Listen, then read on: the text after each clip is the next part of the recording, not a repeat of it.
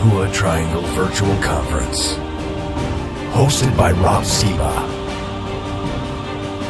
Coming up next, Part 1, The Great Pyramid. Now, here's your host, Skiba.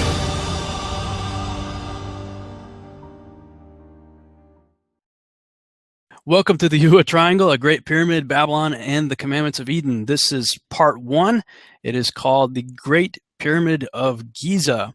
Now, of course, I'm sure many of you are already familiar with some of my work, otherwise you wouldn't be here. But just by way of sort of an introduction, my name is Skiba. I am a born-again believer in Yeshua. And I'm 45 years old in the flesh. I'm about 38 years old in Christ, but I'm only about 5 years or so in the understanding of the Torah, specifically as it pertains to keeping the Sabbath and the feasts and the Ten Commandments and stuff like that, not out of any legalistic obligation. I know that I am saved by grace through faith and that it is the gift of God. It's not of works. I understand that fully. And I understand that we obey the commandments as per 1 John 2 through 5, simply out of love for our Creator. And there are a lot of benefits for doing so. It's actually a good thing.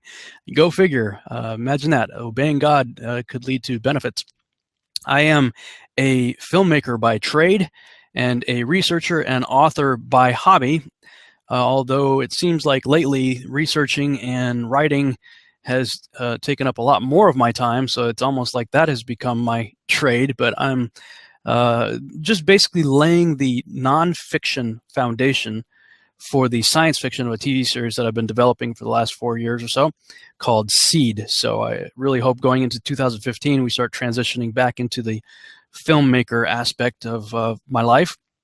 But when it all comes down to it, really, guys, I'm just a dude reading books, right? That's all I am. I'm not your teacher, although I may be teaching today.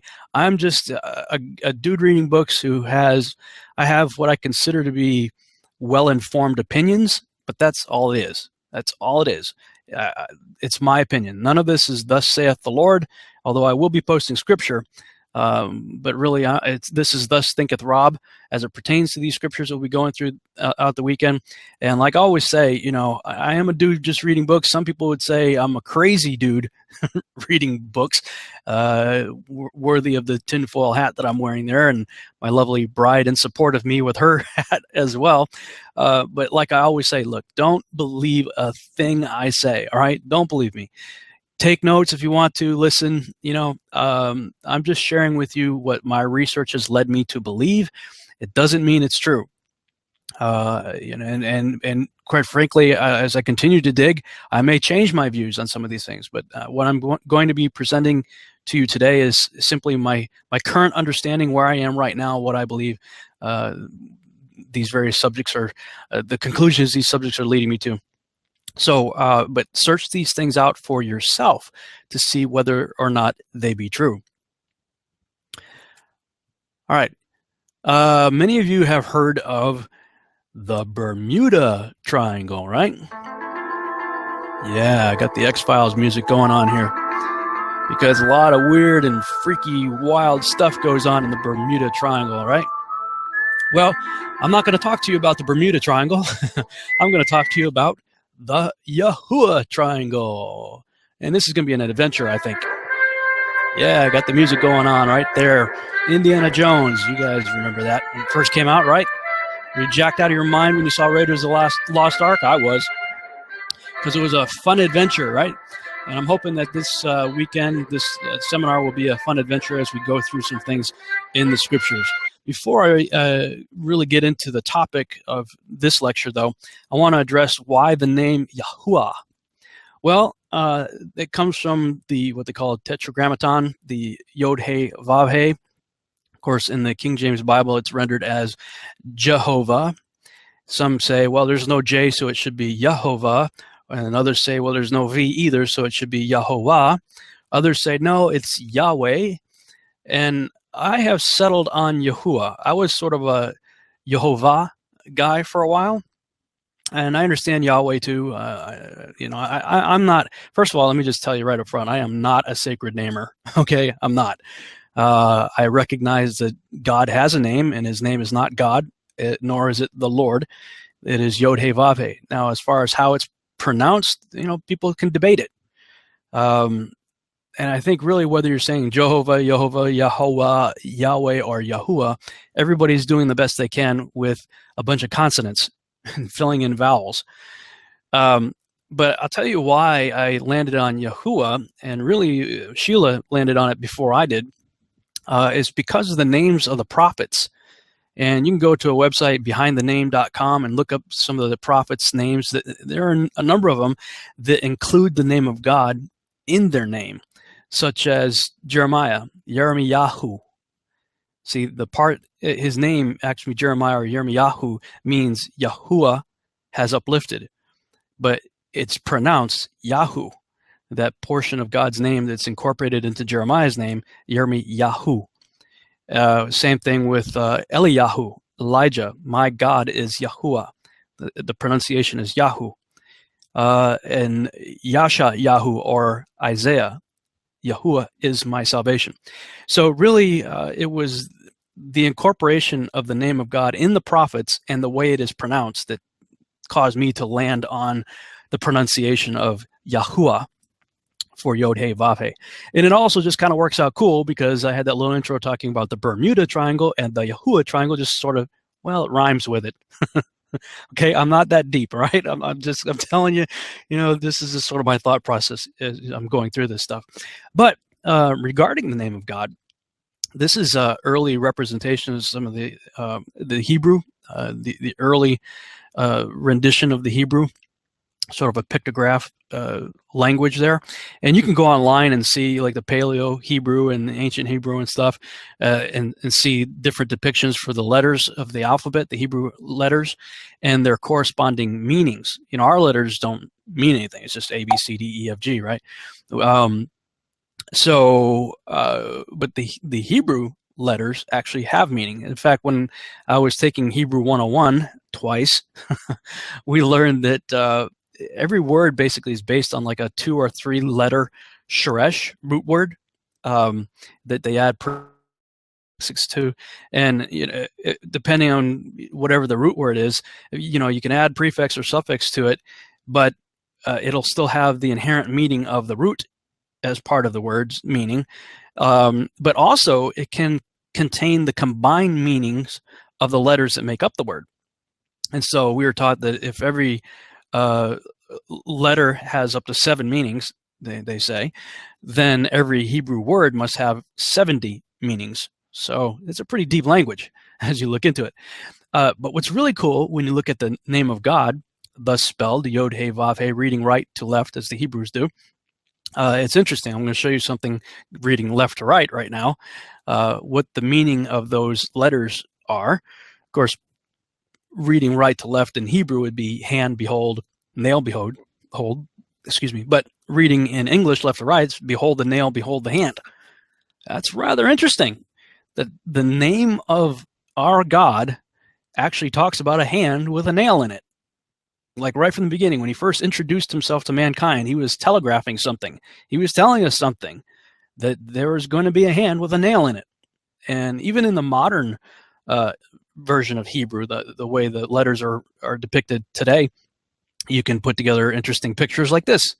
Yod He Vav He, sort of like the God-man right there. Anybody care to guess which hand we're talking about that has a nail in it? The left or the right hand?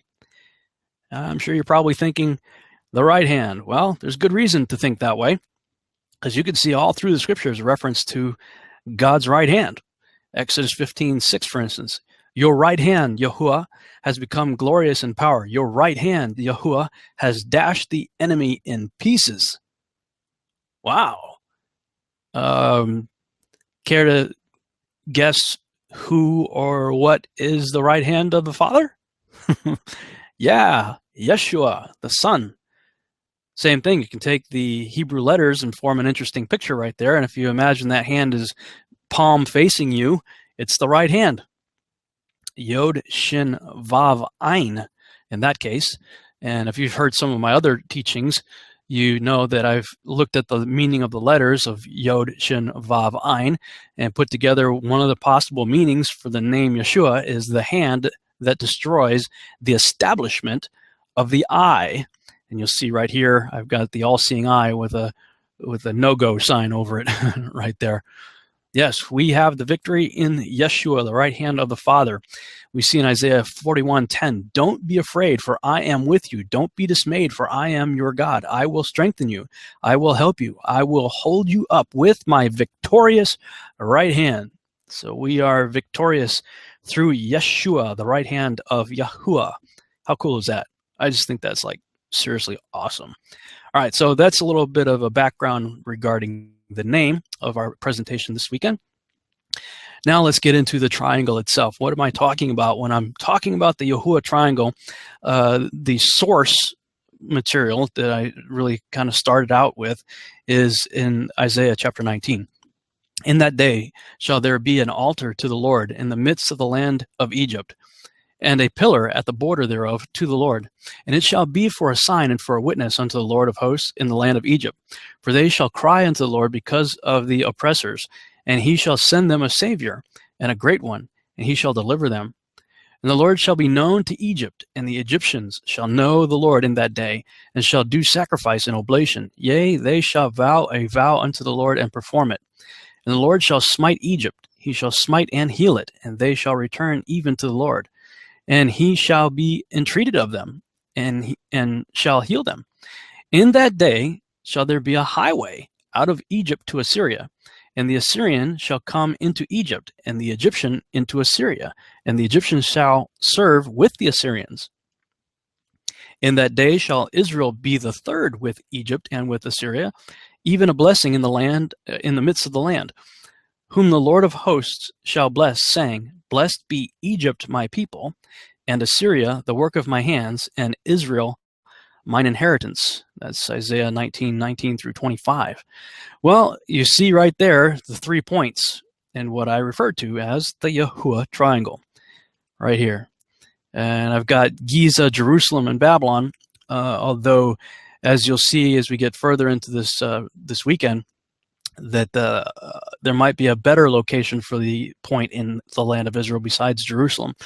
But regardless, we've got Israel, Egypt, actually Egypt first, Israel second, and Babylon or Assyria third.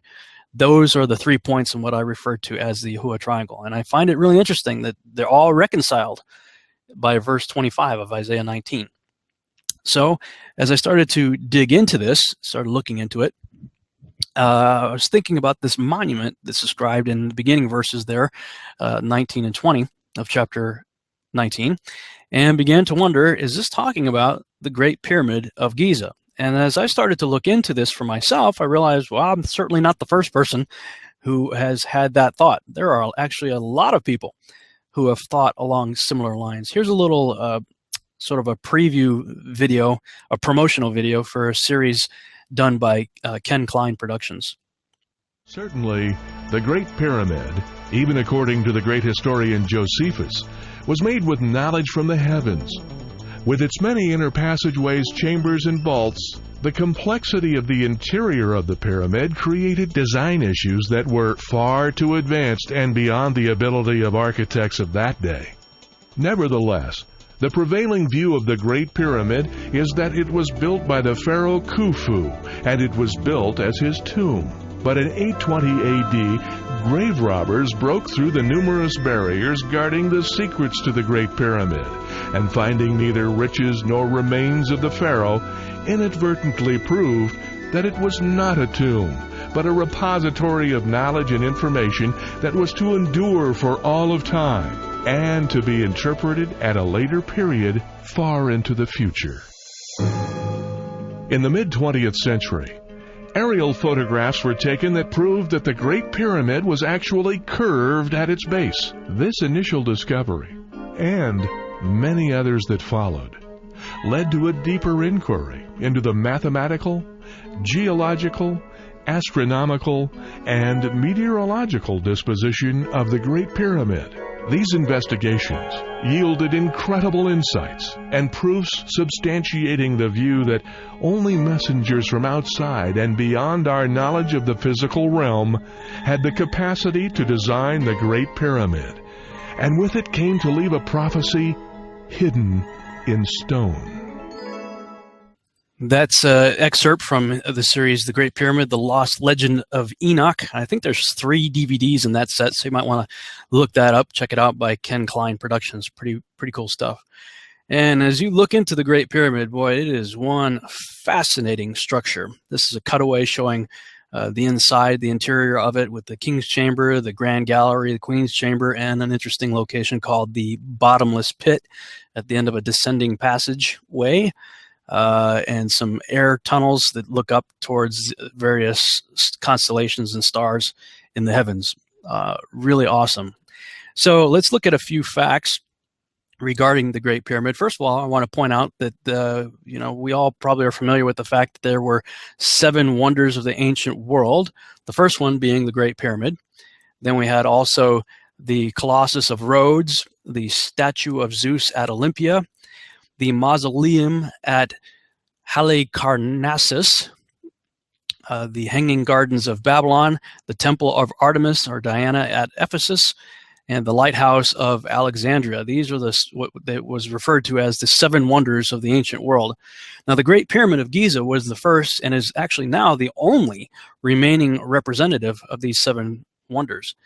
It's been around for a long time. Some suggest that it was even built at some point around or during 2560 to 2540 BC, which according to my understanding places its construction before the flood of Noah, which was at about 2348 BC. It doesn't take much research at all to find a lot of very interesting facts concerning this marvelous ancient structure.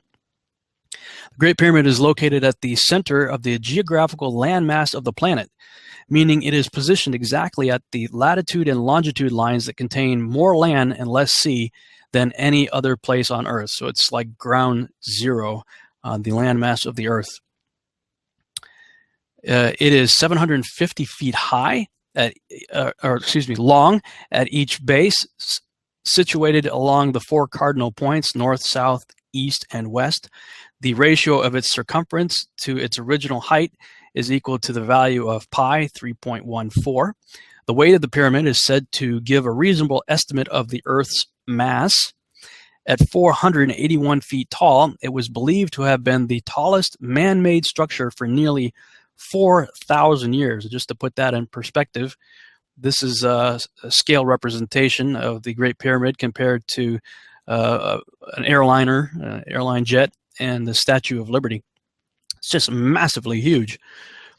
Occupying more than 13 acres of land, it is made up of approximately 2.3 million stone blocks weighing from 2 to 30 tons or more each, held together by a mortar of known chemical composition, but which cannot currently be reproduced. And they figured out, okay, we know there's a mortar here, but we have no idea how this was made. It, along with the other pyramids on the Giza Plateau, are aligned to the belt of Orion. A lot of people have pointed that out, showing because you see they're not exactly in a perfect line. The lower one is just slightly off-centered, and it mirrors the belt of Orion. Pretty wild. And that kind of threw me, actually, for a little while, especially based on the conclusions that I came to regarding what the Great Pyramid represents. And why is it aligned to Orion? Because if you've seen my Mythology and the Coming Great Deception DVD, or read my book, Babylon Rising and the First Shall Be Last, you'll note that Orion was one of the names that Nimrod became known by. He was, because of the Tower of Babel, people going away talking about the same guy now in different languages after the confusion of the tongues. He later became known, in Scripture, he's the mighty hunter. He became known as the mighty hunter, the constellation in the sky called Orion. And of course, if you look at various depictions of him throughout the ancient world, you got Baal on the left there in almost the same exact pose as Orion. You got Gilgamesh and Ninurta, you get these Sumerian gods right there.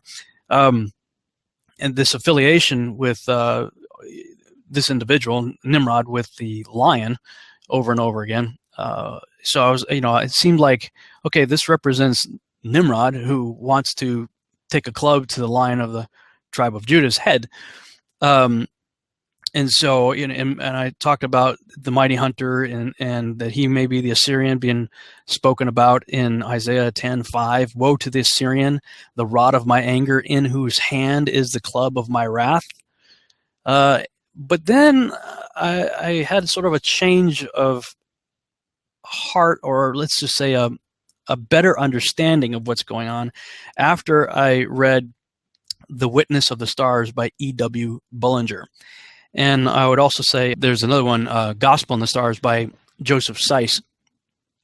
They give what they believe to be the original meanings of the constellations that the pagans and the Babylonians and whatnot later stole and counterfeited and usurped and tried to apply to themselves.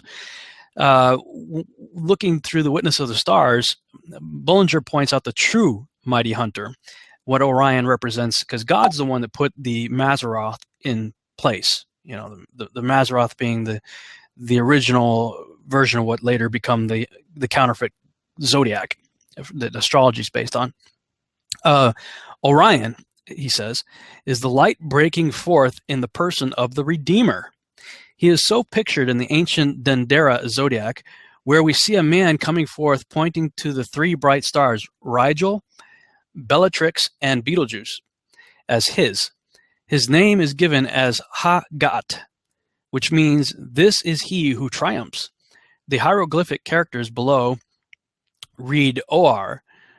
Orion was anciently spelt Orion, I guess, I don't know how you say it, it sounds the same, from the Hebrew root, which means light, so that Orion means coming forth as light. The ancient Akkadian was Ur-Ana, the light of heaven. And Bullinger, he looked at the order of the constellations and how it's all laid out, and how we have 4 seasons and whatnot. He figured 4 seasons and sort of 3 constellations per season, and he referred to them as star books. So the 4 books of the stars. And he says in Star Book 3, that's how he kind of organized and arranged his book. In Star Book 3, Chapter 1, Bullinger refers to this constellation as the mighty, triumphant, glorious prince.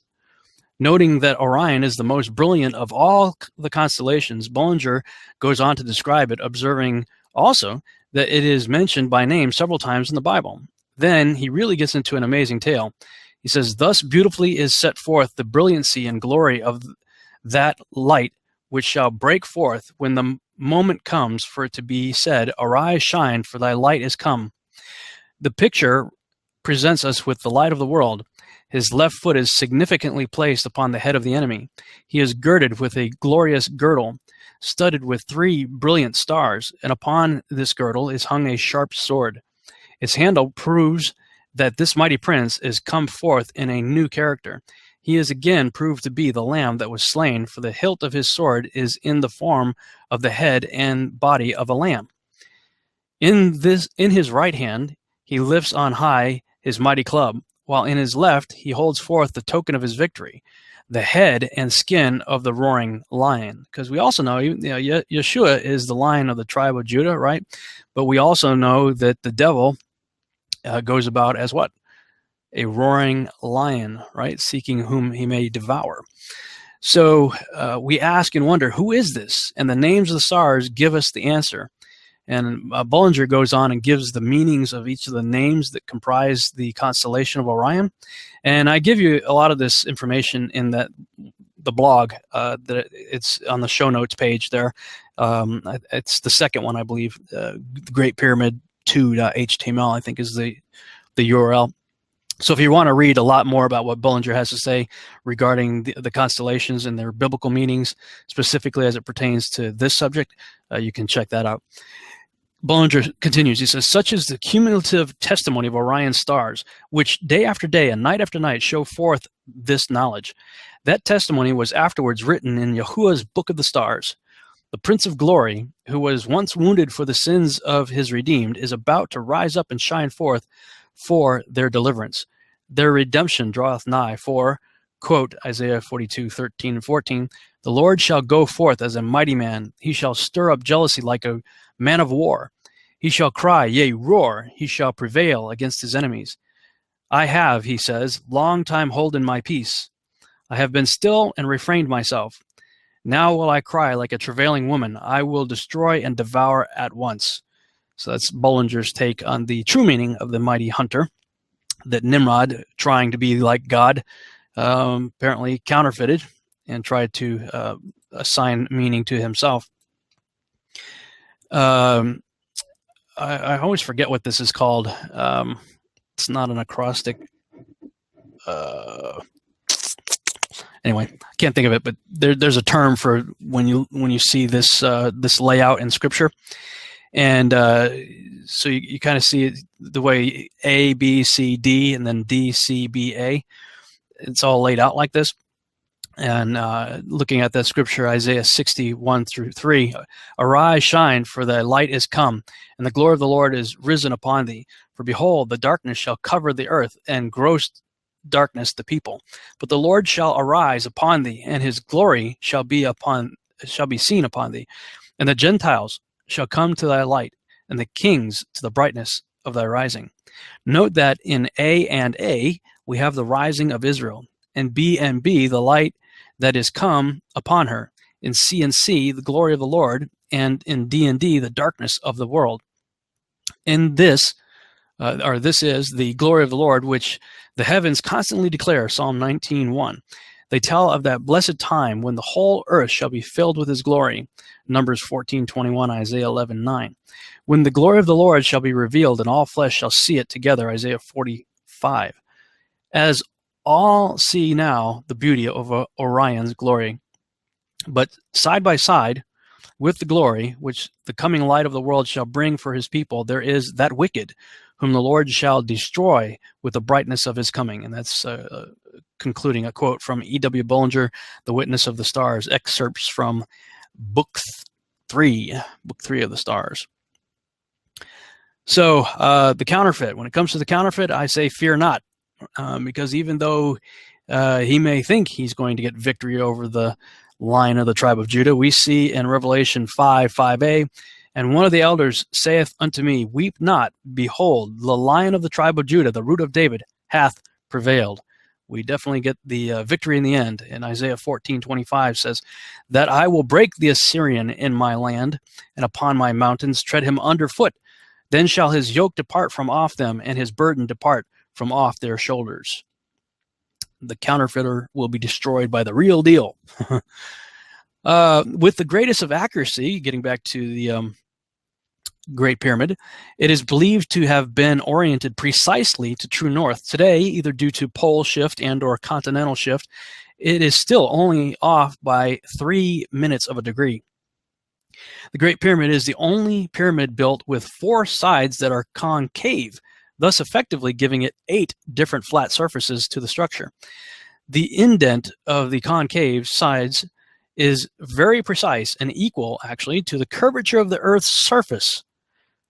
So if you could take the curve of the Earth, it would perfectly match the concave aspect of the sides of the pyramid. I mean, that's just like crazy. This feature is only visible from the air during the spring and fall equinox, when the sun hits it at just the right angles during the hours of sunrise and sunset. And of course, being 8-sided, we know that 8 is the number of completion.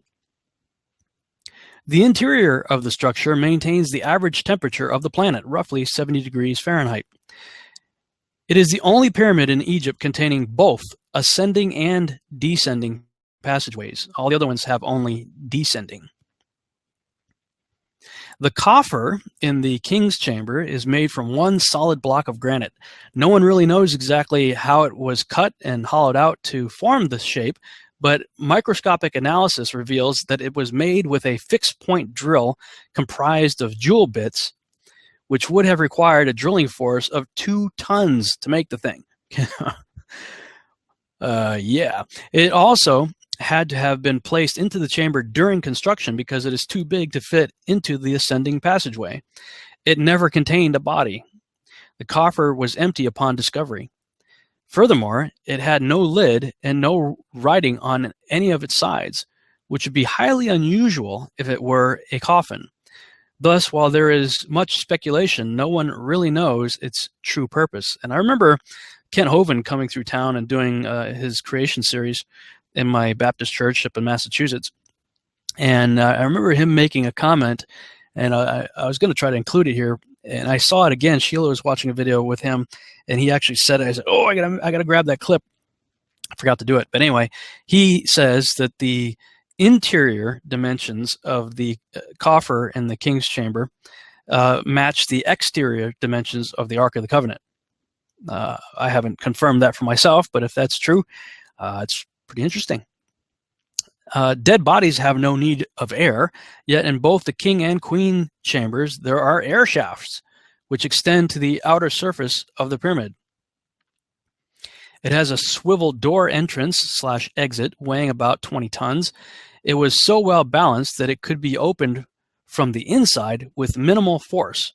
But when closed, it had such a perfect fit that it was barely detectable, and there was no way to grab hold of it to open it from the outside. The southern shaft in the king's chamber pointed to the star Al-Nitik, or Zeta Orionis, in the constellation of Orion, which for the Egyptians was associated with Osiris, who I believe is just the Egyptian rendition of Nimrod, circa 2450 BC. If this calculation is correct, and my timeline of the flood is correct, that would place this alignment to about 100 years before Noah's flood. The southern shaft in the Queen's chamber pointed to the star Sirius, circa 2450 BC. Sirius was associated with the Egyptian goddess Isis. Now again, when we look at this stuff, remember, these are counterfeits. God has a real meaning for those constellations that are related to his purposes. And I believe that the King and Queen's chambers are looking at the various constellations and stars that align with his purposes, not that of the counterfeit. And I explain that again in a lot more detail in that particular blog. So for more on that, you can see babylonrisingblog.com/Great Pyramid, capital G, capital P, Great Pyramid 2.html. So you can read all about that there. It's quite a bit there for you to check out. Although missing today, it is believed the capstone of the Great Pyramid may have been made or coated with pure gold. The ancient historian Diodorus Siculus, writing in 60 BC, revealed that even in his day, when the pyramid stood with its outer casing stones intact, the structure was complete and without the least decay, and yet it lacked its apex stone. So it wasn't even there during his time in 60 BC. Now, this really caught my attention. This is what steered my view of the Great Pyramid in the direction we're going to talk about today.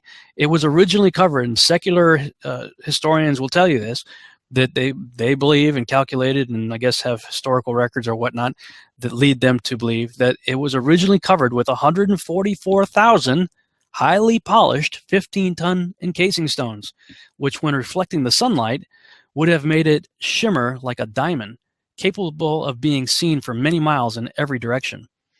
Some have even gone so far as to suggest that if polished to a mirror-like finish, it could have been seen from the moon to look like a star sitting on Earth.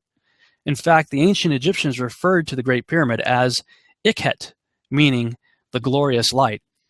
I don't think it's a coincidence that specific number shows up, 144,000. It's kind of like, really? And of course, there are many, many more fascinating facts concerning the Great Pyramid and its measurements, and they literally tell the story of our planet and the solar system. There are far too many for me to list here. So for more information, I invite you, of course, to consider the resources listed in my blog.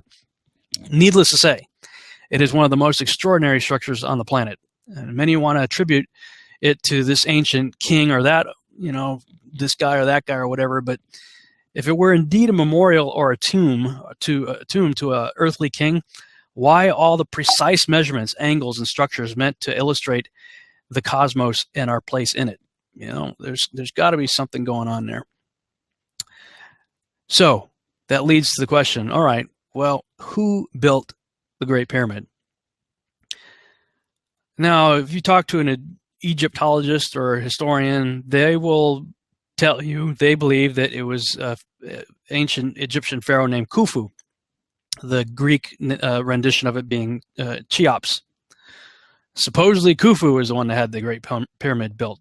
But you know what? The only proof, the only evidence that would even remotely suggest that, you know where that comes from? It comes from a little scribble of graffiti. And not only does it come from just a tiny little scribble of graffiti, but the location of where that little scribble of graffiti is extraordinary and suspect in many people's eyes, that it may have been sort of a scandalous conspiracy type thing where somebody actually, the discoverers, quote unquote, may have put it there. And you'll understand why it's suspect when I show you the location of it. Okay. Now, keep this in mind, all right? Like 9/11. 9/11, the only proof that we had that supposedly box cutter toting Muslim terrorists hijacked airplanes and slammed them into buildings was the recovery of the passports, of a passport. Not just any passport, but the passport of the alleged hijackers. Wow. You mean this plane hit, we're told that the intense heat from the burning jet fuel caused the steel to melt and the building to fall at free fall speed and land in a pile of ash in its own basement because of jet fuel. And yet on top of the big pile of ash, the paper passport of the alleged terrorists survived. And the FBI said, okay, we know who did it. And we bought the story. There's a great clip with Alex Jones making fun of that whole thing, talking about, and this passport made of shards of Thor's hammer. Shards of Thor's hammer, because it apparently survived the intense jet fuel that melts buildings. Yeah, so that was the only proof that we had that 9/11 was caused by such individuals.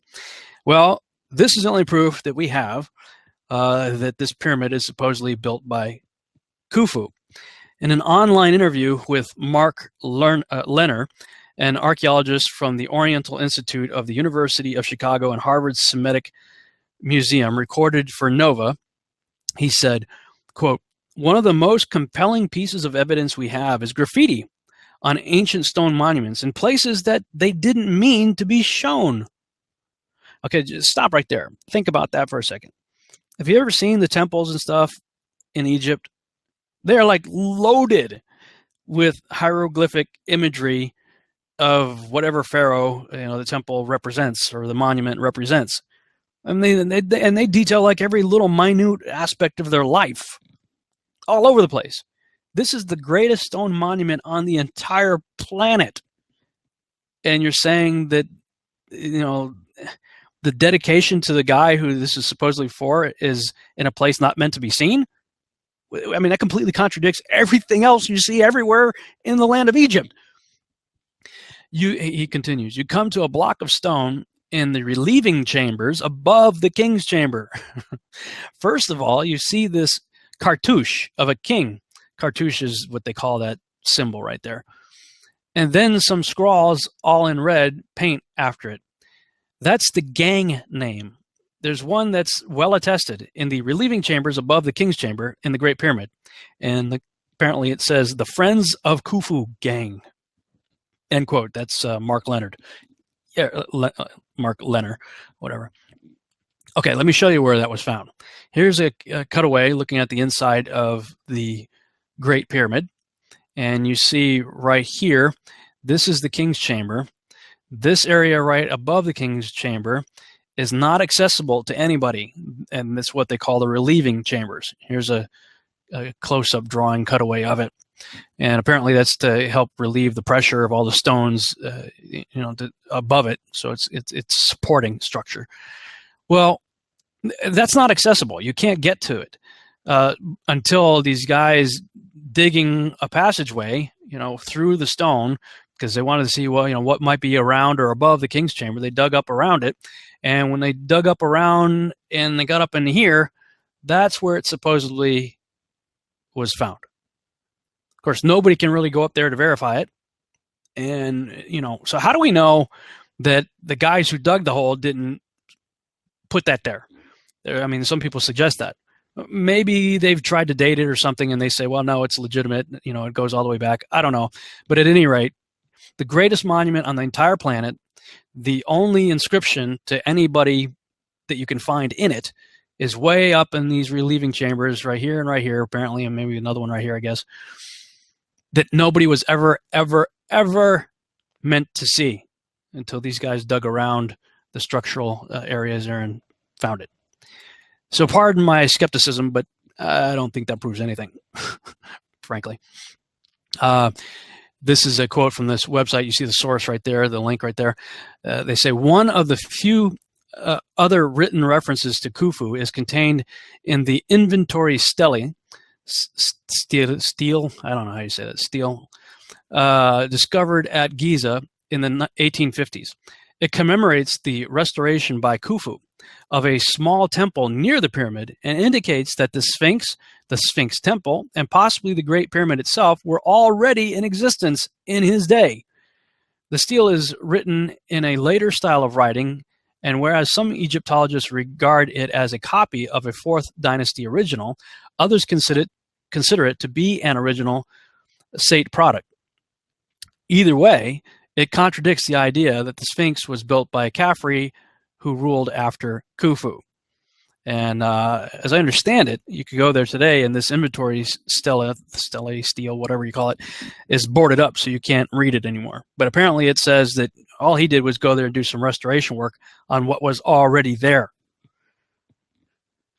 Now, there's another researcher who I highly respect, and I really would have loved to have gotten to know better. He passed away a year or two ago, by the name of Patrick Heron. I did interact with him a little bit on Facebook a few times and found him to be a really nice guy. But his book, The Nephilim and the Pyramid of the Apocalypse, really had an impact on both Sheila and I when we read it. He has some really good stuff in that book, but I don't agree with all of his conclusions in there. I highly recommend you get the book. In fact, it's there on the home base page for this conference. If you scroll down to the bottom, you can see a bunch of books that you can check out related to what we're talking about here today. Now, as I say, I highly respect this guy. I recommend you read his book. I just simply don't agree with all of his conclusions in the book, specifically where he talks about, he says, the late Patrick Heron recognized the fact that the Great Pyramid is really the only thing that fits the description of Isaiah's monument and pillar. But in his book, he wrote that he believed it was built by Nephilim to honor Lucifer. This is where I differ with him. He says on page 210 of his book, some Christian scholars have suggested that the Great Pyramid was built by Job or by some other patriarch and believe it is an altar designed by Yahuah himself, which contains prophetic information relating to what the future holds for Christian believers. He says, I cannot accept this to be the case, since all the information we require regarding our redemption and our future is provided in the pages between Genesis and Revelation.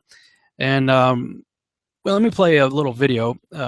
He felt that the Great Pyramid was built to honor Lucifer, and that only he had the kind of knowledge required to build such a structure. And I'll let him tell you some things in his own words, and we'll come back and talk about it. While its location is startling enough, that is only the beginning of the wonders of this remarkable structure. It stands 42 stories high and covers an area the size of 10 football fields. It is an almost solid mass of limestone, weighing in excess of 14 billion pounds. Yet in 5,000 years, the Great Pyramid, situated on what appears to be a pile of sand, has settled less than 1/2 inch. Originally, its radiant structure, with its massive covering of highly polished limestone blocks, were fitted to tolerances of 1/2000 of an inch, so precise that a razor blade could not be inserted between the joints. It was optical precision on a scale of acres, and the Great Pyramid is still the most perfectly aligned structure on Earth, missing true north by only 3 arc minutes. And in spite of its massive size, It is only out of straight alignment on all four sides by approximately 1/4 of an inch. But the Great Pyramid is not only a structural wonder, it is a mathematical wonder as well. The esteemed architect Clarence Larkin came up with the following facts. Taking the Hebrew cubit at 25.025 inches, the length of each side of the Great Pyramid is 365.2422 cubits, which just happens to be the exact length of the solar year. What's more, the solution to the mathematical problem of how to square the circle is incorporated within the geometry of the Great Pyramid of Giza. For centuries, the Great Pyramid was the tallest building in the world, and it contains enough stone to build a 6-foot wall from New York to Los Angeles. There's even more to this amazing building, but for now, let's see if we can determine what the Great Pyramid has to do with Scripture and with end times. There is an obscure verse in the book of Isaiah which has baffled commentators for many years. Speaking of the last days, Isaiah says, "In that day there shall be an altar to the Lord in the middle of the land of Egypt, and a pillar at the border thereof to the Lord." So this verse is saying that the altar and pillar is both in the border and in the middle of Egypt at the same time. But how can this be? Interestingly, there is only one spot that fits the description of being in the middle of Egypt and at the border at the same time, and that is where the Great Pyramid of Giza now stands. The reference would seem to place the altar and the monument in different places, on the border and in the middle of the land. So how do we come to the conclusion that the Great Pyramid is the fulfillment of that prophecy? As it turns out, the Great Pyramid of Giza is the only monument that fits this qualification of being in the middle of the land of Egypt and at its border at the same time, but only if we have an understanding of ancient geography. The Great Pyramid, as we can see, lies at the apex of the triangle created by the Nile Delta. But in ancient times, Egypt was divided into two countries, Lower Egypt, or the Delta, and Upper Egypt. The Great Pyramid sits precisely on this border. Yet this is also the centre of the land of Egypt, when the two ancient countries are viewed as one. Isaiah's enigmatic prophecy regarding an altar and a pillar refers specifically to the end times.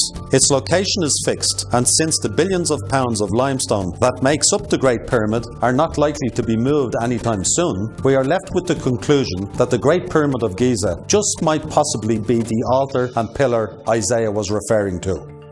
But why? Who would build it for such a purpose? Archaeologists, geologists, mathematicians and scientists of all kinds have probed and measured and studied the Great Pyramid in great detail, but they've yet to come up with a simple answer as to what is its purpose. Even though Egyptologists maintain that the Great Pyramid was nothing more than a burial tomb for the pharaoh Khufu, the fact of the matter is, no mummy, no body of any kind has ever been found in any pyramid. The so-called sarcophagus that was found in the king's chamber, for instance. There's no lid for the sarcophagus, and there's no way of getting one into the king's chamber or out again, so there is no possible way this could have been used as a burial tomb. The sarcophagus is, however, a perfect representation of a golden rectangle, a mathematical theorem not discovered until thousands of years after the pyramid was built.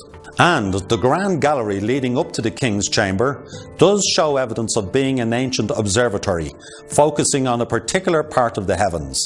And once again, the construction of this massive gallery is accomplished with computer precision. In addition, there are 4 star shafts, 2 in the north face and 2 in the south, each pointing to 4 specific stars: Orion, Sirius, Beta Ursa Minor and Draco. But why? What would a dead king want with portals to the stars? Ancient Egypt preserved complex beliefs concerning the creation of the world in the little-known Edfu building texts carved into the walls of the Edfu temple in Upper Egypt. These hieroglyphics speak of the builder gods, who set out the plans and foundations for all the future pyramids and temples. I think we should take another, more literal look at these hieroglyphics. Certainly they portray giants who are clearly in charge of whatever activity is going on. Could it be that these giants are none other than the offspring of the Nephilim, the fallen angels of Genesis 6, which were thrust down to earth with Lucifer? The scripture describes them as men of great renown as well as giants. Only they had the knowledge, skill and power to create an edifice that would serve as a replica of the heavenly Jerusalem from which they had just been evicted, with its gleaming polished limestone surface and gold capstone.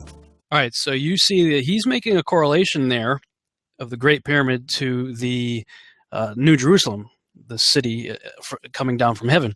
But he says only they had the knowledge necessary to build this. Only the fallen angels could have done it. And I have to disagree. He says on page 210, he says, furthermore, a star shaft leading from the king's chamber in the Great Pyramid is associated with Draco. We have already concluded that Draco is a dragon, who is the devil and Satan, the ancient serpent of Revelation 12:9. Also, two of the other star shafts have been identified with Osiris, Orion, and Isis, Sirius, two of the main deities of ancient Egypt.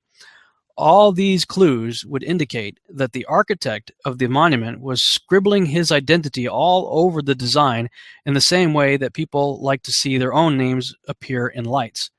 And the name which echoes from this building is that of Draco. It is his name and those of his associates, which are writ large in the blueprint of the pyramid and in the light of the stars it points to. And I have to say, like I said, I wish I had gotten to know this man better. I mean, his book, it really did profoundly impact us. And while I agree with much of what he had to say, I don't believe the Great Pyramid was built to honor Draco, the dragon, who is Lucifer. I believe there's another way of looking at it. And judging by his opinion regarding Sirius, Isis, and Osiris, I don't know that he read any of the works by Joseph Seiss or E.W. Bullinger. Because if he had read those books, I think he would have come to a different conclusion, because it really looks more like the Orion being Yeshua, the coming warrior, coming to destroy, coming from the south. And of course, further south you go, you end up with the Southern Cross. So you come up from the Southern Cross to the appearing of the mighty heavenly warrior that is Yeshua, looking toward the dragon who has set himself up on the sides of the north, and it's on the north side that Draco is, with the intent of destroying him. So I think there's another way, and bringing him low. There's another way you can look at it. He says, because it is the nature of Lucifer to imitate Yahweh, he decided to construct a magnificent edifice for himself on this earth. This building was to be a monument to his own ego. This is Patrick Heron on page 209.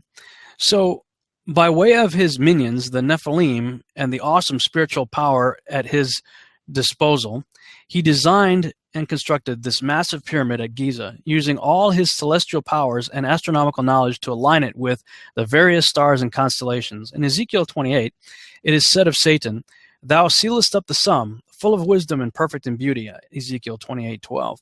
Thou sealest up the sum means you are the finished pattern. Only an exalted celestial being or beings with such knowledge of the stars could have accomplished such things. Their original abode was among the celestial bodies in the city of God, and they were present at the laying of the foundations of the earth. Patrick Heron, Nephilim and the Pyramid of the Apocalypse, page 209.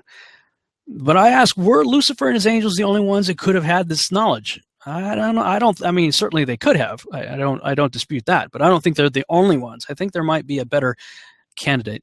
And many of you have heard me refer to what I call the synchronized, biblically endorsed extra biblical texts, those being Enoch, Joshua, and Jubilees, which we've put together in a book called Genesis and the Synchronized, Biblically Endorsed Extra Biblical Texts. And I call them that because they do sync up. They tell the same story in the same chronological order of events that we find in the book of Genesis. Of course, they're biblically endorsed because the Bible, the canonized text, does quote from these books, refers to things that can only be found in these books, it mentions them by name under the inspiration of the Holy Spirit. So I think that's a pretty good endorsement. Of course, extra biblical because they're not currently found within the covers of our Bible.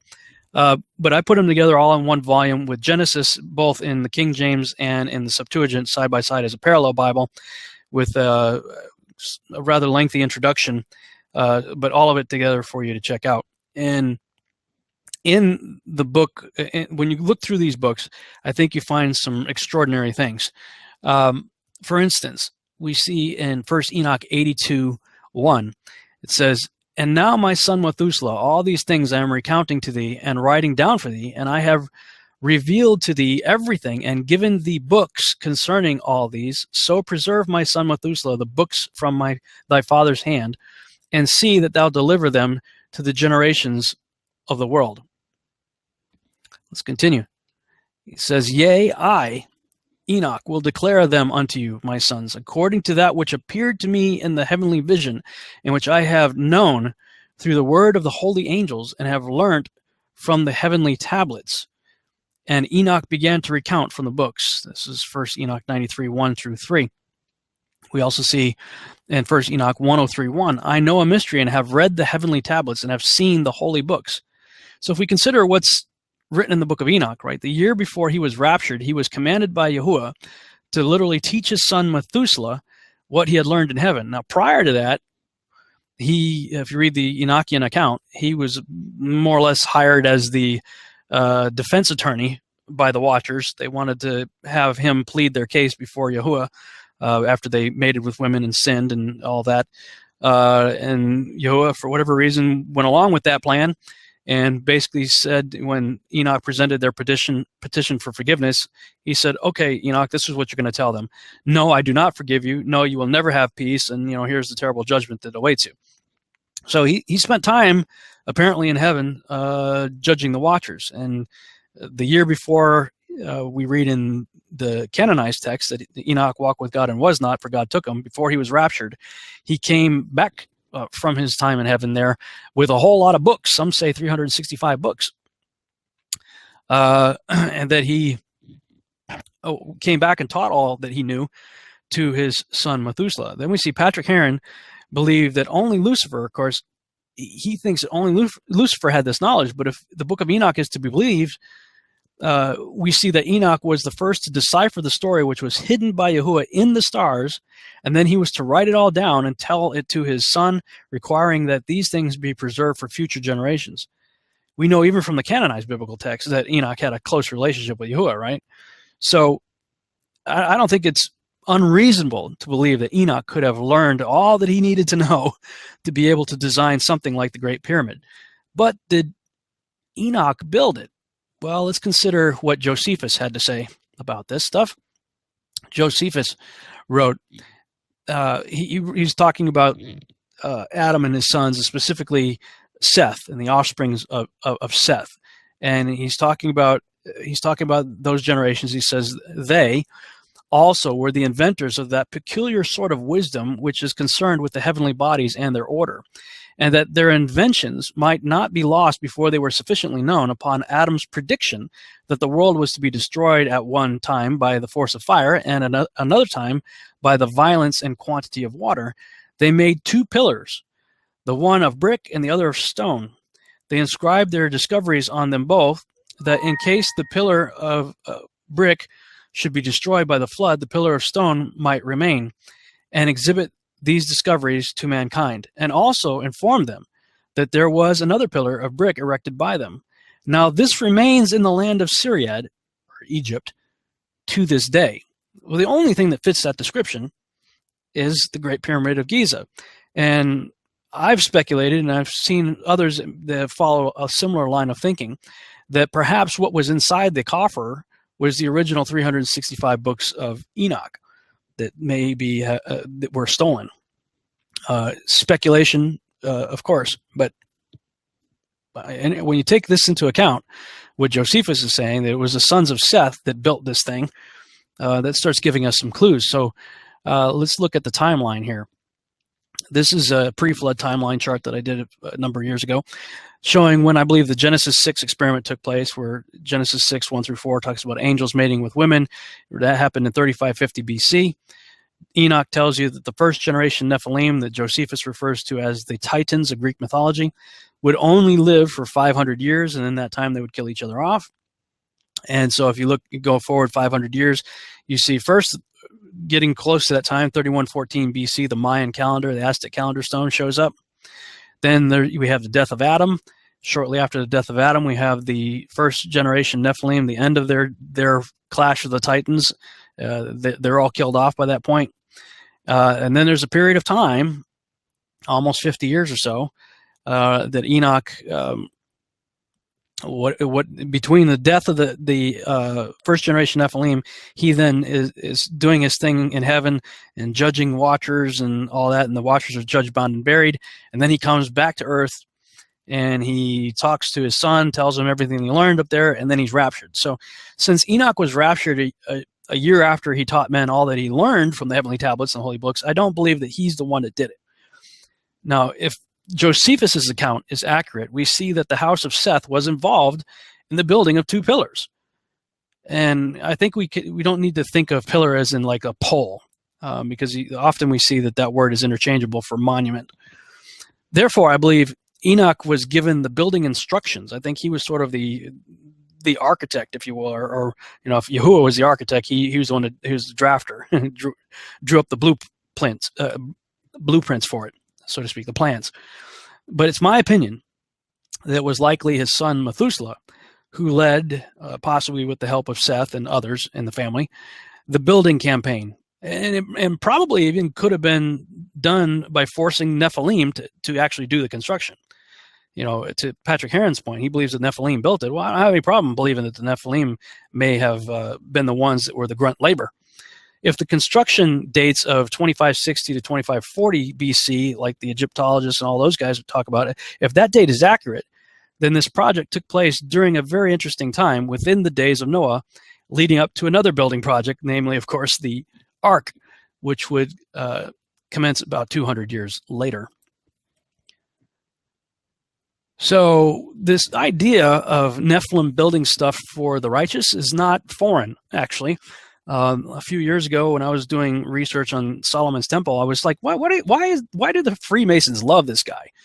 And I understand that Solomon went off the deep end for a while, for a long while. I mean, he got involved with some really bad stuff. And there's all kinds of legends and stuff regarding him and the 72 goetic demons and his ability to control demons and conjure and do all kinds of stuff like that. But when I was looking at First Kings, I realized, wait a minute. If you look at the construction of the temple, let's just sort of back up. I've got the title here, Who Built Solomon's Temple? Nephilim did. and I'm like, okay, what made this thing holy? Because the occult loved Solomon's temple. So I'm like, why did they love this temple so much? Well, because they built it. Now, before you think I'm crazy, let's look at some things. The only thing, first of all, that made the temple holy was God heard Solomon's prayer. Solomon's prayer of dedication was beautiful, and he hadn't gone off the deep end at this point yet. He was still walking in the ways of his father David and following Yahuah, and he gives this beautiful prayer of dedication, right? And then we see in 1 Kings 9, the Lord said to him, I have heard your prayer and your petition. I have set this temple apart to be holy, this place you have built where my name will be honored forever. I will always watch over it, for it is dear to my heart. As for you, if you will follow me with integrity and godliness, as David your father did, obeying all my commands, decrees, and regulations, then I will establish the throne of your dynasty over Israel forever. For I have made this promise to your father David. One of your descendants will always sit on the throne of Israel. But if you or your descendants abandon me and disobey the commands and decrees I have given you, and if you serve and worship other gods, then I will uproot Israel from this land that I have given them. I will reject this temple that I have made holy to honor my name.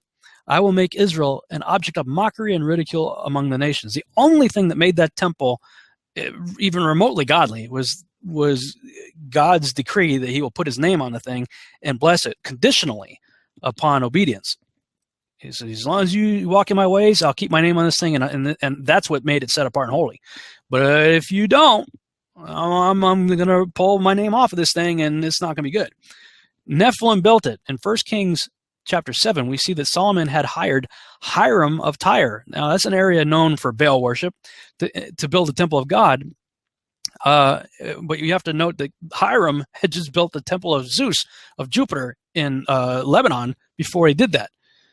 Now, And as Solomon got up and running with this whole endeavor, we see in 1 Kings 10:14 that 666 talents of gold was brought in for him.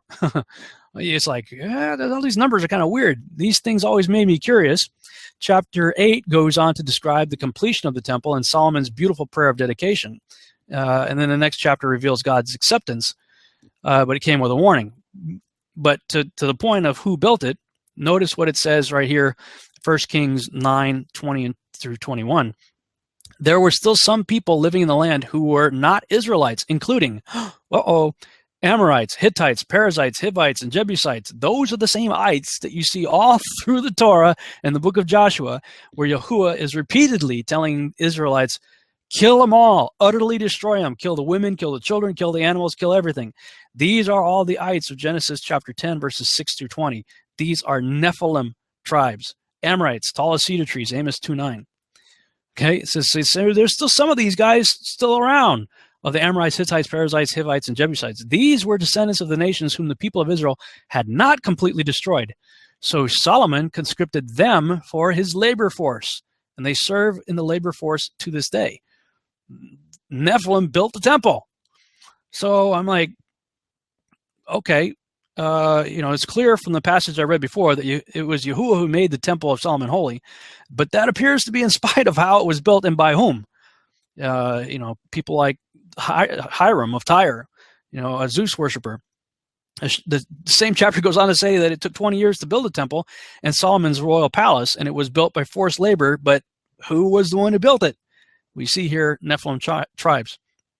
So this clearly shows that Solomon had Nephilim and demons build the temple of Yahuah and his own personal palace through forced labor. If the very house of Yahuah could be built by Nephilim, why could not the mirror of the New Jerusalem also be built by Nephilim? That's really an insult to them. If as enemies of the state, so to speak, they're being forced by the godly to build a temple for a God they don't believe in. So it's in a way it's sort of a punishment for these guys to make them force labor to build a temple to a God that they don't believe in. But if they're also giants, it makes it easy to move around 20-ton blocks of stone. If we're talking about the Great Pyramid. Right? Is it not an insult to have a forced labor building something for your enemy? Does this not happen time and time again in history? The conquered are forced frequently into slavery in order to do things for the victors. So I really have no issue with Patrick Heron's conclusion that the Great Pyramid may have been built by the Nephilim. In fact, considering the size and weight of the stone, I think, like I said, it just makes sense. And notice that it says, these were the descendants of the nations whom the people had not destroyed. Again, those were Nephilim nations. We see, for instance, those same names show up in Deuteronomy 20, verse 17. But thou shalt utterly destroy them, namely the Hivites and the Amorites, the Canaanites, Perizzites, Hivites, and the Jebusites. Same names as God has commanded. And that shows up over and over and over again. All right, so why then was the Great Pyramid built at Giza? Now, I believe it could have been built by the forced labor of Nephilim, moving these big stones around under the initial blueprints drawn up by Enoch, overseen probably by Methuselah and the house of Seth. So that's who I believe built it. But why did they build it at Giza? Why this specific location? And again, guys, look, this is speculation. I'm doing a lot of speculating here, and I acknowledge that. So you can take it or leave it. I'm not telling you, thus saith the Lord. This is just what I'm thinking. So you can do your own research and come to whatever conclusions you may come to. But I'll continue to build my case here. Isaiah 19, we looked at earlier, says, in that day shall there be an altar to the Lord in the midst of the land of Egypt, and a pillar at the border thereof to the Lord. And it shall be for a sign and for a witness unto the Lord of hosts in the land of Egypt. For they shall cry unto the Lord because of the oppressors, and he shall send them a Savior and a great one, and he shall deliver them. Now, there are a lot of interesting Bible commentaries linking this to being fulfilled in the days of Onias, or of something yet to happen in the future. Josephus said that the children of Seth built something out of stone specifically to survive the flood, right? So, again, it's just speculation on my part, but I believe it was built to house all the books written by Enoch, and it may have had other functions as well. Let's explore this text some more. As we continue to look at it, where it says, at that time, this is in the ISV, the previous one's in the King James. The International Standard Version says, at that time there will be an altar to the Lord of the heavenly armies in the heart of the land of Egypt, and a monument to the Lord at his border. That's where I talk about how pillar doesn't necessarily mean pole, like we would think pillar. Other translations render it differently, like in this case, monument. And in the Jubilee 1000, it actually renders it as pyramid, an altar to the Lord in the midst of the land of Egypt, and a pyramid titled to the Lord at the border thereof. The word in question here is matsaba, Strong's number 4676. Strong's identifies it as simply a pillar, but Brown Drivers Briggs goes a little deeper, defining it as a pillar, as a monument, personal memorial, a stone set up and anointed as memorial of divine appearance, especially if sacred stones or pillars in connection with an altar erected. The word used consistently across all the English translations as altar is misbach or misbeak, or I don't know how you pronounce that. Strong's number 4196. It's a word used for the place of reverence and worship to deity. Webster defines it as 1, a usually raised structure or place on which sacrifices are offered or incense is burned in worship, often used figuratively to describe a thing given great or undue precedence or value, especially at the cost of something else. 2, something which serves as a center of worship or ritual. That's a definition for altar. And we see in Isaiah 19, it tells us that this particular monument shall be for a sign and for a witness unto the Lord of hosts in the land of Egypt. So in Isaiah 19:19, we have something set up essentially to commemorate an altar, a location of worship, established by Yahuah. Consider for a moment the meaning of the word commemorate. 1, to exist or be done in order to remind people of an important event or person from the past. 2, to do something special in order to remember and honor an important event or person from the past. Now, yes, the word commemorate is something I'm using. It's not in the text itself, but the text says it is a sign and a witness, right? Or a testimony. But I see it as the same. I think, in short, the purpose of the monument is to be a witnessing reminder, if you will, of Yahuah concerning a specific place of worship, a marker in the land of Egypt. Not just anywhere in Egypt, though. It is at the center and border of Egypt. Well, the Great Pyramid monument fits this description. It was located in the place where the northern fertile delta area came with the southern desert region in the middle. It met with that area, thus forming a border. And Patrick Heron's talked about that as well as others. Here's a depiction of that, showing how it was thus divided. And here's another link right there, a source for this quote.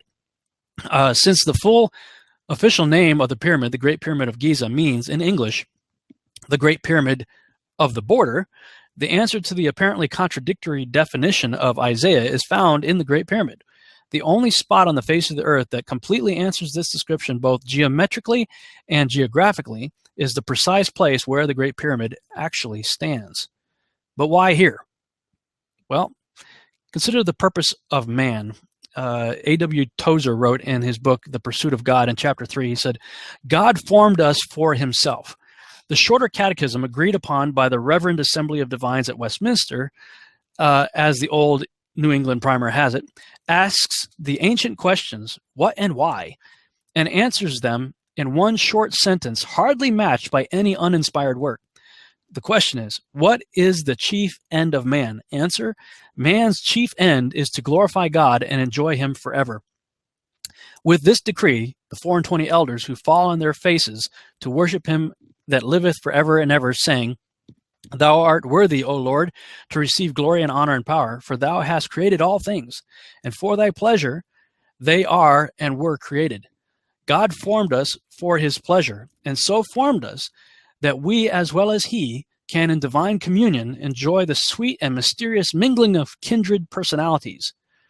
He meant us to see him and live with him and draw our life from his smile. Now remember, Isaiah says that there is an altar there in Egypt, right? An altar, as Webster defines it, is something which serves as a center of worship or ritual. As noted earlier, the Great Pyramid is the center of geographical landmass of the planet. If the question or the answer, I should say, to the question posed here by the Westminster Shorter Catechism is correct, and I believe it is, then Yahuah apparently created a being in his own image, right, as Genesis said, his own image and likeness for the sole purpose of worship and fellowship with him in unity and mutual love. Thus, I began to wonder if Adam was created at this location. Could this be the spot where Adam was literally pulled from the dust of the earth, at the literal center of the world, which in turn was to, Adam was to worship and glorify Yahuah. So surely that center of worship, so to speak, would be a logical location for Yahuah to form man. And if this thesis is correct, consider also the shape of the Egyptian Nile Delta area. Now, without getting too crude or anything, just kind of looking at this, and I don't believe in the whole concept of Mother Earth, but you hear people talk about Mother Earth all the time. And if this is the center of the Earth, then this sort of kind of looks like the female anatomy right there, with Giza being at the birth canal, right below area of water, right? So, again, if we were to think of Earth as mother, like so many cultures do, then this location being at her center has the appearance of the pubic area, with the Giza Plateau being located at the birth canal. Interestingly enough, while I have never read anything or heard I've never heard anybody suggesting that Giza was a place of Adam's creation, I did, however, find that the ancients believed this to be the spot where creation started. And there's a book right here by Graham Hancock called Heaven's Mirror, Quest for the Lost Civilization. And he says on page 66, we are told that this lost domain, the homeland of the primeval ones, was an island which in part was covered with reeds and stood in darkness in the midst of the primeval water. We are told that the creation of the world began on this island, and that it was here that the earliest mansions of the gods were founded. At a certain point during the primeval age, however, this blessed former world was overwhelmed suddenly and totally by a great flood. The majority of its divine inhabitants were drowned, and the mansions of the gods were inundated. And he goes on to say on page 67, the Edfu tradition, we heard Patrick Heron talking about the Edfu text. He said the Edfu tradition, and so perhaps the tradition of many other temples, evidently looked at this far distant temple as the work of the gods themselves, in which the creation of the earth was completed. So there appears, Hancock never comes right out and says this, but this is a place where they believe creation got started. And I just asked a question, could it be where this is the spot where Adam was pulled from the dust of the earth?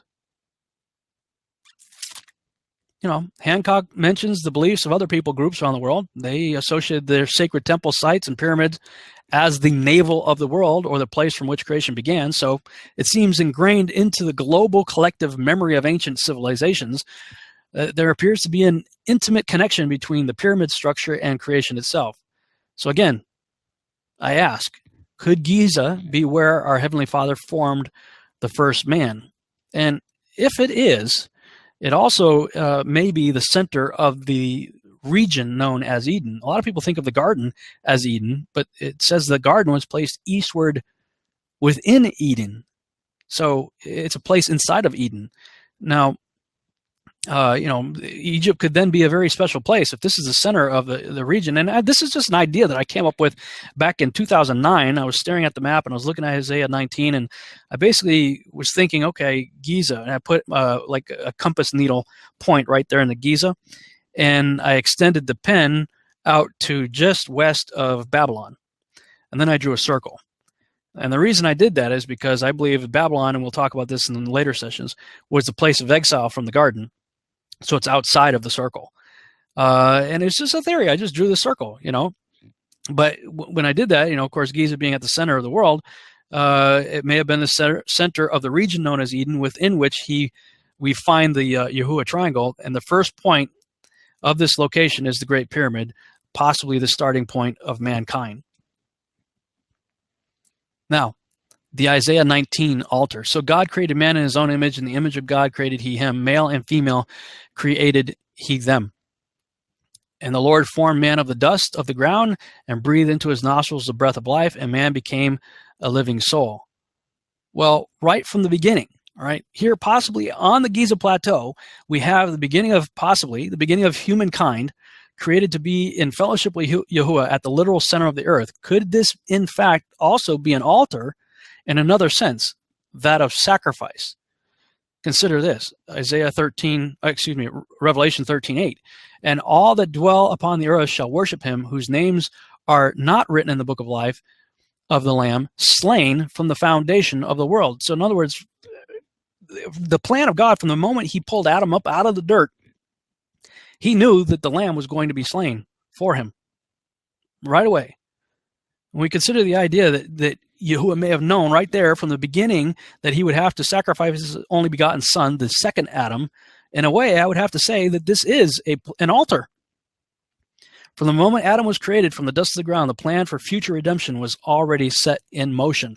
Now, we often think of the word foundation, right, as in the beginning, but could it also be the bedrock of the world?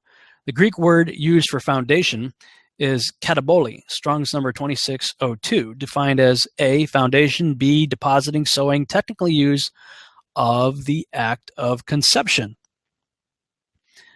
Well, check this out. Revelation 11:8 says, and their dead bodies, talking about the two witnesses, shall lie in the street of the great city, which, now this is Jerusalem, where these two guys are killed. But it says, which spiritually is called Sodom and Egypt, where also our Lord was crucified. So they're tying the sacrifice of Yeshua to Egypt, even though we're talking about Jerusalem right there. If indeed the Great Pyramid is located where I believe it is for this reason, then it certainly serves as a matzaba monument, especially of sacred stones or pillars in connection with an altar erected as a memorial to an amazing event, the creation of man. Considering the above definitions of this word, I do not think it is at all unreasonable then to suggest that the second Adam was literally planned to be slain from the very moment of the first Adam's conception or depositing from the dust of Egypt's foundational bedrock. Indeed, the book of Revelation also makes a connection right here between the lamb's sacrifice and Egypt. Now, commenting on this, I was talking with Steve Mutria of 119 Ministries, and he was fascinated by this whole thing too. And he said, both Sodom and Egypt had an exodus take place on Passover. Because I was like, why is Jerusalem likened unto Sodom and Egypt? What's the connection? Clearly, these guys are killed in the streets of Jerusalem, but why are they saying, which spiritually is called Sodom and Egypt? And Steve pointed out, he said, well, both Sodom and Egypt had an exodus take place on Passover. Egypt, he says, was obviously the one with Moses and the 10 plagues, but many missed that the day Lot and his family left Sodom and Gomorrah was also Passover. And he covers this in one of their end of days teachings. We know that Lot gave the two angels unleavened bread. This was not a common practice. Unleavened bread was normally only made for Passover, especially when giving it to guests. And he and others have made note of the fact that the feast of God didn't just all of a sudden become invented after the Exodus with Moses. We see events taking place on feast days prior to the giving of the law at Mount Sinai. There have always been the appointed times of Yahuah. But Steve says, but the reason why Jerusalem is referred to as this is because it will be the next place where there will be another Exodus taking place on yet another Passover, as this will be when the Antichrist begins his rule. This is in harmony with Yeshua telling all in that area to flee when they see the abomination of desolation, which I believe will be at the midpoint of the tribulation period. So that was a conversation I had with Steve Matry, and I agree with him. So it's just something to consider, an interesting insight, possibly a correlation between Jerusalem, Sodom, and Egypt, and while they're all likened unto each other here in Revelation 11:8. As I started looking at other interesting correlations regarding this idea of Adam possibly being created at the Giza Plateau or in Egypt, I saw some things in the book of Hosea. We see in Hosea 6:7, but like Adam, you broke my covenant and betrayed my trust. Okay, that's talking about Adam breaking, the command, don't do this, and he went and did it. And then Hosea 8:12-14. Even though I gave them all my laws, they act as if those laws don't apply to them. That sounds familiar. So it's like, most of Christianity today. The people love to offer sacrifices to me, feasting on the meat, but I do not accept their sacrifices. I will hold my people accountable for their sins, and I will punish them. He's talking about Israel, the northern tribes here. They will return to Egypt. Why are they having to return? The Syrians caused them to be dispersed into all the world, right? But we see here that God's saying, I'm going to cause them to return to Egypt. Why? Verse 14, because Israel has forgotten its maker. So again, here we see a connection between Adam, creation, and Egypt. And keep in mind, breaking his law gets us kicked out of the garden. Keeping them brings us back into it. Consider also the last days implications of that. Now, is the Great Pyramid a model of the New Jerusalem? A growing number of scholars are beginning to come to the conclusion that the New Jerusalem is in fact a pyramid and not a cube. I was a cube guy myself for many years, sort of like the Borg cube, looking at the description, you can certainly look at the description and imagine that it is a cube. But the late Patrick Heron was one of the first that I had read that proposed that it could be a pyramid. But it was Doug Hamp really that changed my mind. Doug convinced me to ditch the cube in favor of the pyramid. And after I'd written my blogs and even after I put together, I've originally did this presentation we're doing right now in Sukkot, during Sukkot a couple months ago. After I came back from Sukkot, actually just a couple weeks ago, I was looking for some more material on the subject, and I saw this book right here by Noah Hutchings, the book, The Great Pyramid, Prophecy in Stone, and I just recently bought it. It just came in the mail. And open it up, and in the introduction, Noah Hutchins writes, among those who have proposed that the Great Pyramid was related to a divine purpose are Josephus, John Graves, Sir Isaac Newton, John Taylor, Astronomer Royal C. Piazza Smythe, Dr. J. A. Seiss, J. Ralston Skinner, David Davidson, and James and Adam Rutherford. Some of the preceding have used the Great Pyramid as a base to peddle their own particular brand of theology. However, others like Dr. Seiss have been serious students of the Bible and great men of God. And Hutchins, he goes on to write in chapter 5, let me grab my book here, pages 62 through 64. I'm going to read something he wrote here. He's talking about Seiss and Clarence Larkin also. He says on page 62, this heavenly blueprint is beautifully illustrated in the design of the Great Pyramid, and many outstanding Bible scholars like Clarence Larkin and Dr. J. A. Seiss have described it as a Bible in stone. Quoting Larkin, he writes, the Great Pyramid is the only form of building that conforms to the symbolic description of the spiritual building spoken of in Scripture, of which Christ is said to be the chief cornerstone, Ephesians 2:20 through 22, and are built upon the foundation of the apostles and prophets, Jesus Christ himself being the chief cornerstone, in whom all the building fitly framed together groweth unto a holy temple in the Lord, in whom ye also are builded together for an habitation of God through the Spirit.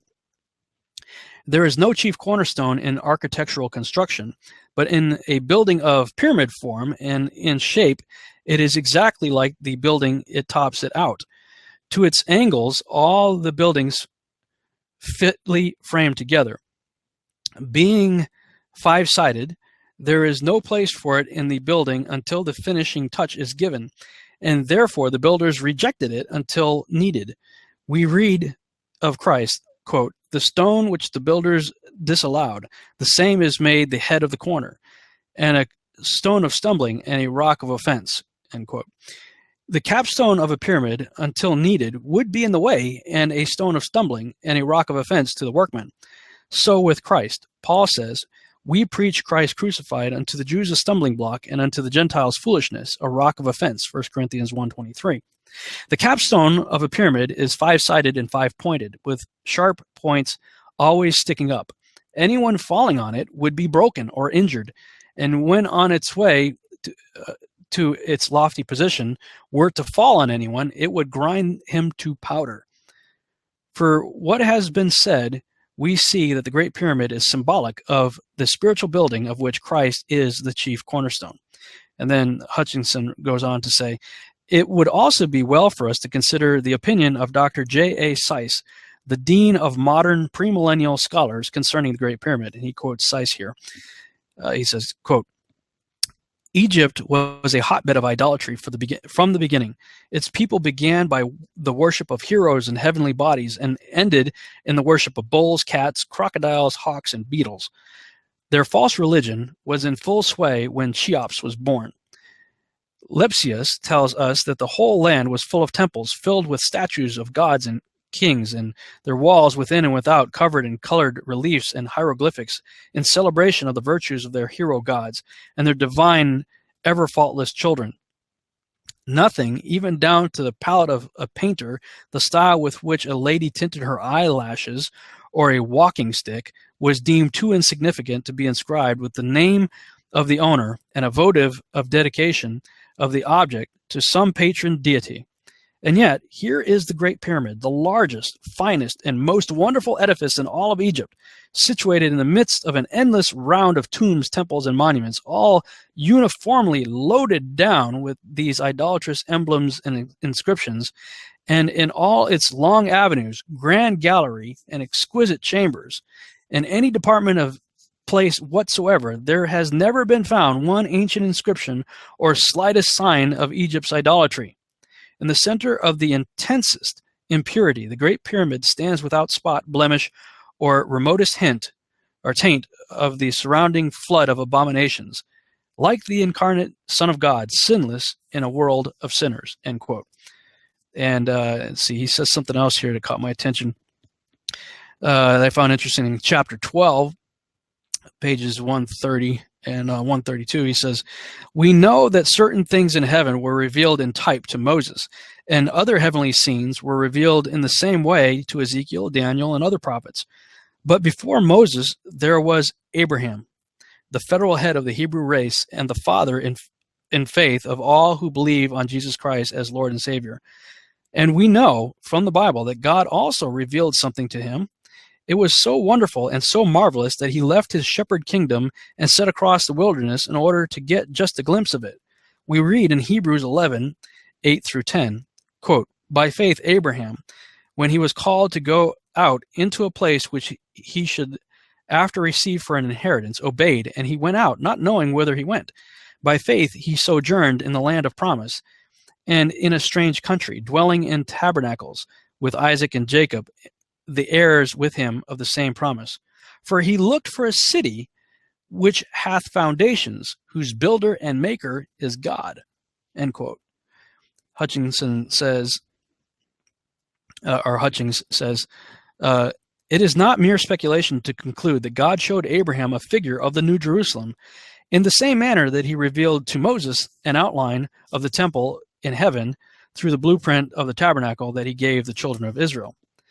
It is agreed by architects and archaeologists who have studied the Great Pyramid that it has the most solid foundation to be found in any structure on earth.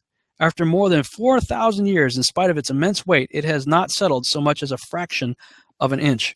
Interesting observations in this book right here is kind of cool. And getting it right after I had already done all this, I took a lot of this that he had to say as confirmation. Now, regarding the idea of the Great Pyramid being a model for the New Jerusalem, Patrick Heron does a really good job of explaining it here. In chapter 21 of the book of Revelation, John describes a future city, the New Jerusalem, coming down out of heaven to earth. John describes this future city, the New Jerusalem, in great detail. Its brilliance was like a precious jewel, and the angel measured it with a golden rod. We are told of all the various stones it's made out of.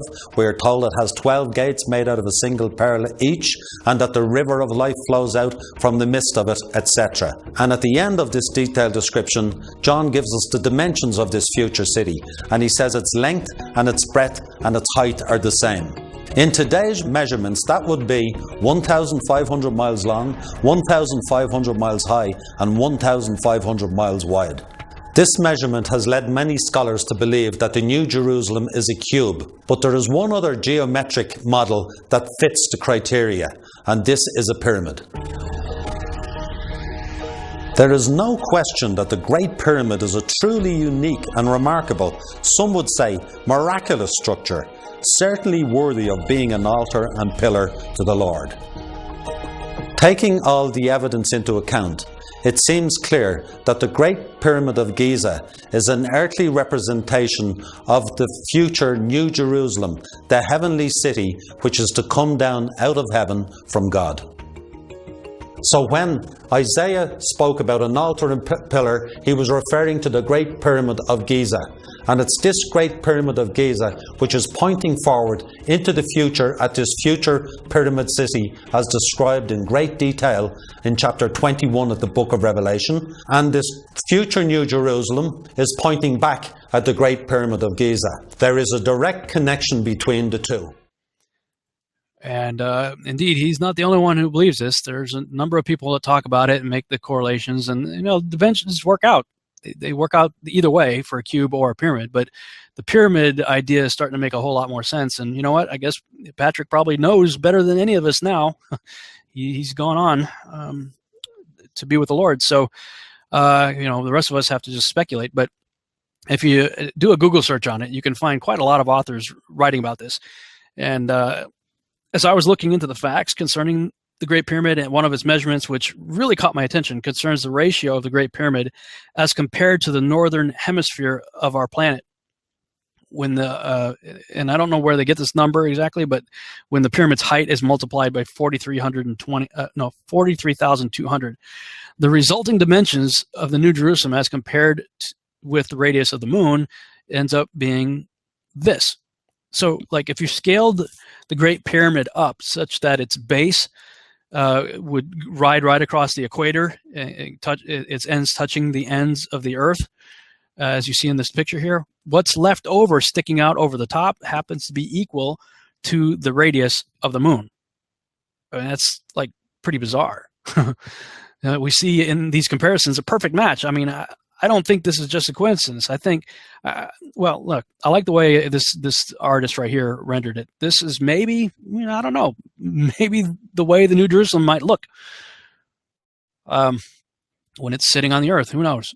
But those are the dimensions. If it's 1,500 miles, that's what it would look like. And it's just bizarre. I mean, look at this. I mean, let's go back and look at that again. What are the chances that if you scaled it up, that's what you end up with? A perfect fit. When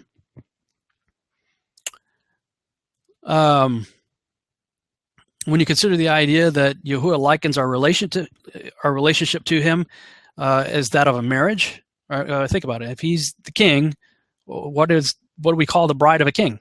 A queen, right? Is it just a coincidence that the inside of the Great Pyramid has a king's chamber and a queen's chamber and a pit that drops down from the entrance of the Grand Gallery? It's as if we are given a picture of the choice we have to make before entering the presence of the king. It's like you enter going down. I mean, all of us are destined, you know, we're sinners from birth, right? Original entrance, you're going down. But then there you have a decision to make. You come to a point where you can make a decision. You choose right, you go up. You choose wrong, you go down. That's depicted right there, right? Pretty wild. It's like if we choose to... if we choose marriage, then we're granted access to both the Grand Gallery and the King and Queen's chamber. If we reject the proposal, we go down to the pit. Now, when I enlarge this, the same way as that picture I showed you a minute ago, with such as the base is across the equator and the ends touching the earth, when I did the same thing, showing this cutout right here, this is what I ended up with. Pretty wild, huh? I mean, look at where the pit ends up. You know, if you believe as I do, I mean, that Hades is inside the earth, that Hades is in the earth, you know, down below us, it aligns with what would probably be about the bottom of the core of the earth. Now, while not exact, we must acknowledge that both numbers are rough estimates. So as no one knows exactly counted how many stones right there. I mean, we're talking about 2.3 million stones. Israel is the bride of the Lamb, the New Jerusalem, defined in the 21st chapter of Revelation as the bride, is most likely, as we're coming to see, the shape of a pyramid. But considering it is estimated that the number of stones making up the Great Pyramid is about 2.3 million, is it just a coincidence that the estimated number of the Israelites who left Egypt at the time of the Exodus was about 2.5 million? If you hear people talk about the Exodus, they say about 2.5 million. Again, everybody's estimating. No one's actually counted every stone, and nobody was there to count every Israelite man, woman, and child during the Exodus. Still, I mean, is it not interesting that even while guessing, the number of cut-out stones in the temple may be equal to the number of, quote, living stones who left the home of the pyramid, the land of Egypt? I don't know. A lot of coincidences going on here, and I personally don't believe in coincidences. So, and then this was something else, that another interesting quote unquote coincidence. Again, I drew this circle, just, pure speculation. I put a compass needle in the center of Giza, drew it out to just west of Babylon, because I figured Babylon was outside of Eden. Drew a circle and figured, well, I think that might be the dimensions of what was originally Eden. Well, then when I took the dimensions of the square base of the New Jerusalem, 1,500 miles, to scale, and I put it on top of the circle, it was also a pretty darn close, perfect fit. I don't know. Maybe it's all just a coincidence. I hope you guys enjoyed this presentation, the Yahuah Triangle Part 1, a Great Pyramid. Lots to think about. And, of course, I go into a lot more detail in the blogs. So, again, if you go to the Babylon Rising blog links there, Great Pyramid, .html, you can read a whole lot more about what I was talking about here for the last 2 hours. And coming up next, we're going to talk about the Yahuah Triangle Part 2, Finding the Garden of Eden.